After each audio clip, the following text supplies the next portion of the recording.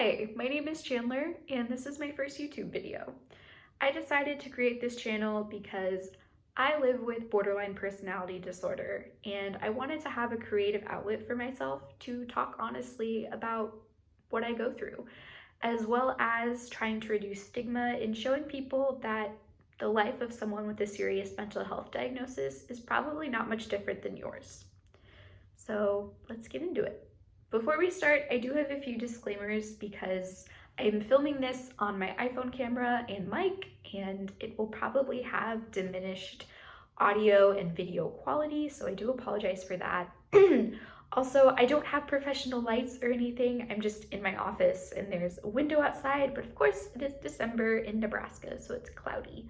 So again, I apologize for the poor lighting. There will probably be little to no editing in this video because I don't possess the skills or software. And lastly, I live in a house with a cat, a dog, and a fiance, and they are all rather loud, so you might hear them at some point. But let me introduce myself properly because I'm a person first, not a diagnosis. My name is Chandler, I'm 22, and I don't know what I'm doing with my life. I have been a dancer since I was a child. It's been a passion of mine for many years now. I love performing, I love creating choreography, I love teaching, and I love dance. I am currently a dance instructor at a local studio in Omaha, and I love my job. I also am an independent contractor, so I can work for several studios at a time doing regular classes, private lessons, solos, like contract choreography work. And it's fun, but I don't think that's gonna pay the bills, so I need to figure something else out. I'm also a college student. I am technically a senior in college. I'm studying applied psychology and human services, although I am on a leave of absence right now to tend to my mental health because health will always come before school. In my spare time, I enjoy watching YouTube. I have a lot of role models that I really look up to on this platform, like Jarvis Johnson, Jenna Marbles, and they were some of the inspirations that led me to create this channel. I also love Broadway musicals. I am almost always listening to music. I can't stand silence, so in the background there is always either a YouTube video or some kind of soundtrack playing. My favorite musical is Phantom of the Opera. Please forgive me, I know it is extremely problematic. I just really love Ramin Karimloo. And the 25th anniversary version is way better than the original. Fight me. Please don't. My new favorite musical is Six. I suddenly have the aspiration to become Anne Boleyn and can't explain that, but you know. I also love Hamilton and Wicked. They are some of my all-time favorites. I have a family. I know that's not insane, but sometimes you don't see the other side of the person who is behind the lens. So I have a wonderful mom and dad that are extremely supportive, that extremely supportive of my mental health journey and have been really the backbone of my care. I also have a wonderful fiance. His name is Aaron. We've been together for more than a year and a half. I'm trying to do math. This might take a while. Yeah, a year and 7 months. He proposed actually last weekend, so we are very excited about that. I also have a cat and a dog. I have a miniature poodle mix named Cooper. He was adopted from a rescue and we love him to death. We also have a cat named Fosse after the late and great Bob Fosse. And we adopted him from a rescue last year. So we love our pets and we always believe adopt, don't shop. I have a sister who is a teacher. I don't get to see her very much, but I love her a lot. So I want to talk about my mental health history. It is pretty lengthy, so I'll try to keep things brief just for sanity's sake.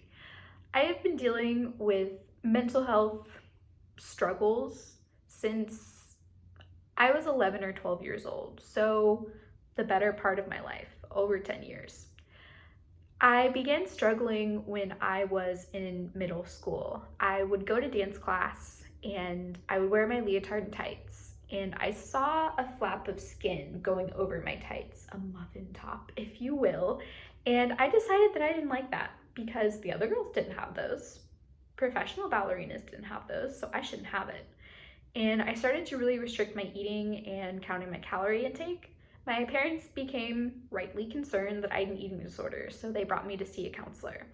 I worked with that counselor on and off for several years, and I was able to overcome some of my disordered eating, but it has always kind of remained a problem in the background for me.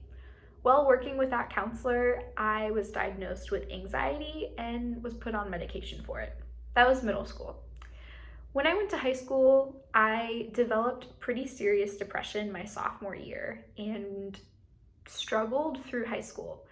My college counselor at my school asked each parent to write like a brag sheet of all the students' accomplishments. And I remember my mom's letter very clearly. And she said, Chandler's accomplishments aren't really ones that colleges are going to want to see. Because for Chandler, just getting out of bed in the morning and going to school is an accomplishment. Taking charge of my own care, choosing my own psychiatrist, flying across the country by myself, and just trying to be a regular human are accomplishments for me, which might sound lame, but if you live with mental illness, you know what I'm talking about. So I applied to colleges. I was denied from my 2 top choice universities, which made me really sad. And I just got mad at the world. I decided to go to the farthest college away from my home that I could and flew my butt to San Diego for my freshman year of college. I did not do well there. Don't get me wrong, I loved the weather, I met amazing people, and I enjoyed my classes, but I had no social support. I also was not getting enough attention from doctors. Excuse me. I'm really sorry. I saw a therapist on a monthly basis at school, and I saw a psychiatrist every other month, but I wasn't getting the attention I needed. I came home from school for Christmas and made an attempt to end my life. After that, I was hospitalized. I was hospitalized at Children's for a detox, and afterwards was sent to a psychiatric ward of a different hospital to figure out what was next. At that time, I started to undergo ECT or electroconvulsive therapy treatments. Don't worry, it's not like what you have seen in the movies. It's humane, it didn't hurt, I was fine. However, the treatments, I believe, have created some adverse effects in my health and life since, but I'll probably save that for another video to talk about.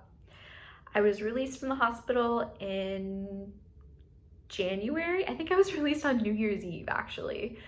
And my parents decided I needed to take the spring semester off to figure out what was next and get more treatment. So I did. I did what I needed to do and somehow convinced my parents that I was ready to go back the fall semester of the next year. So I did. I drove myself to California and decided that I was going to start again and I was going to be great at this. I was not. I still had very little social support. I was not getting the medical care I needed, and things just kind of hit the fan again. I came home for Christmas once more and made another attempt to end my life. Ended up in the hospital and didn't really know where to go from there. After I was released from the hospital, I started a treatment called TMS, which I believe stands for transcranial magnetic stimulation. It's somewhat akin to ECT, although it is less invasive. I saw some benefit from that therapy at first, but in the long run, it just hasn't had sustained effects. I have been seeing psychiatrists for a long time. I've been on over 30 different medications and felt lost. My parents decided that I was not going to go back to the West Coast for college again because that didn't seem to be going well. And they insisted I enroll in somewhere at least in the radius of 2 hours from Omaha, which is my hometown. I decided to enroll in Hastings College because that's where my sister graduated from, and she had a really positive experience there. It's a small liberal arts college in Hastings, Nebraska. I joined the dance team and was really excited. I found out that that life wasn't exactly what I wanted. I didn't want to be in a small town. I didn't want to be on a dance team. At first, I thought I found joy in waking up at 6 a.m. every morning, going to practice, being in class from 8 until 4, and then going to teach at the studio at 5. And I thought that that was fulfilling, but it wasn't. I injured my knee several times during the course of the season, so after the school year finished up in May, I came home and got major knee surgery. I had my MPFL replaced and needed to be at home to rest for the whole summer. I decided I didn't want to go back. I felt bad that I was abandoning everything that I had worked for. I had been voted captain of the dance team that year, but I couldn't do it. I knew I couldn't do it to myself. So I transferred schools yet again to the College of St. Mary in Omaha. It was within driving distance from my parents' house, and it seemed like something I could manage. I completed a full year at College of St. Mary. It was difficult, but I had to do. But I got through it. In April of that year, it's hard to talk about, I'm sorry. I made another attempt on my life and was hospitalized again. And after that point, my parents sat me down. They're like, we cannot keep doing this, which I understood. After that, I was diagnosed with borderline personality disorder, and my symptoms started to make a lot more sense. I enrolled in DBT, which is short for dialectical behavioral therapy. It is a type of therapy developed by Marcia Ann Linehan at the University of Washington, specifically for people with borderline personality disorder. I've been enrolled in DBT for almost 8 months now, and it's going well.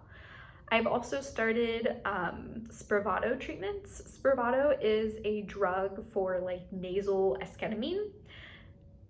Esketamine is derived from ketamine, the street drug, which was previously used as a surgical anesthetic in the old days. And apparently they noticed that people who had had several surgeries seemed to be happier. There have been a lot of studies, I've skimmed them, but my ADHD usually does not permit for me to read a full medical study. So right now I have taken a leave of absence from college because it is not feasible for me to take a full schedule of classes while having esketamine treatments twice a week. I hope that I can go back to school in the fall of 21 and complete my degree in applied psychology and human services. From there, I don't really know what to do. I feel like my dream is to open a dance studio and to interact with kids and teach and be creative. However, I am inherently afraid of failure, as most humans are, and don't believe in myself that I would ever be able to do that. So the I use that term lightly because I'm equally as passionate about this other path, but you know.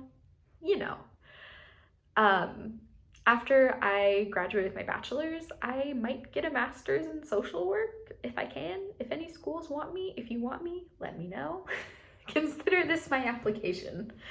And becoming a licensed clinical social worker, and that would give me the freedom to work in private practice, work in hospitals, give therapy, and maybe run my own DBT group someday. I just don't know what I want to do yet. And that's kind of why I created this channel, because I wanted to be able to take a look at myself from the outside. You know, like if I film these videos and I can go back and watch them, I can see, oh, that's what I was going through. As I mentioned, as I think I mentioned, I've tried to film this video almost 9 times now, so I might have mentioned it in a different take and forgotten. But depression really interferes with your memory. It's kind of sad. In my case, I don't remember very many things. My childhood is really only kind of snapshots and blurs of memories. I remember stories that I've heard from my mom, but I don't remember the actual event. I remember pictures and I can kind of craft a memory around it, but it might not be authentic. The hardest part about this is I really don't remember important people in my life that have passed. My maternal grandfather, my, you know, I'm not trying to sound clinical here. My papa passed in 2013, and I really have almost no memories of him apart from pictures. My uncle passed also in 2013. He took his own life, and I don't remember him very much at all, which hurts a lot. And I try to be upbeat and, conversational while I talk about these painful things, but I don't want you to think that I'm making light of it. So I don't remember a lot of the things that I go through. When I'm at my worst, I kind of live in a hazy blur. And I figured if I can document this and put it on the internet, I can go back and watch it and see where I was and see where I'm going to go. So I hope you will join me on this journey. I hope that maybe it offers you some perspective on mental illness, and maybe it shows you that someone else is going through something similar to you. I am always here for anyone who needs support. I'm going to put some links to some fabulous resources on mental health and borderline personality disorder in the description down below if you would like to check them out. Remember, if you are struggling, please tell somebody. If you have urges to take your life, please, I know as hard as it sounds, do not act on them. Please get help. Talk to a trusted friend, an individual, if you have a counselor, if you feel comfortable going to your parents. If not, please text the National Suicide Hotline at 741-741 and reach out, because your life is precious. So I don't really know how to end this video, but thank you. I hope someone sees this, even if it's just one person, and I hope someone can relate to this. So thank you. I'll maybe see you if I make another video. I don't know. But have a great day wherever you are.